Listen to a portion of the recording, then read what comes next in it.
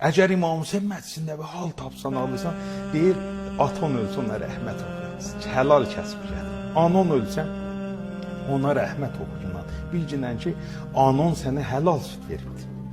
Şəhriyar deyər rəhmətli. Şəhriyar deyər nənəm öldü, nənəmi apardıq dəfn elədik. Əvvəl gecəsi nənəmin şamı qəribə, mən çox ağladım. Hamı gedəndən sonra otduq yerə əlimi qoymuşdum üzümə, yuxu tutdu məni. Bir onda gördüm nənəm gəldi yuxuma. Dedim nənə, doymadım məndən. Aparıb səni qoydum daşların altına, topraqların altına. Nənəm yuxuda ağladı, dedi Şəhriyar, bə niyə başımın altında mütəkkə qoymayıbsan? Qəbridə rahat yatan var.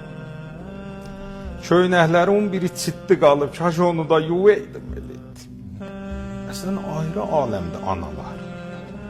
Ata-anıya ehtiram eləmək və bil-valideyni ihsana tamam əyimmələrimiz sifariş eləyiblər. Dədənəniyə ehtiram eləməyi, ata-anıya ehtiram. Yəni bəd əz Allaha ki adam ibadət eləyir, pərverdigar aləmin yeganəci, ondan sonra balatər nəmə deyil, dədənənə ehtiram elə.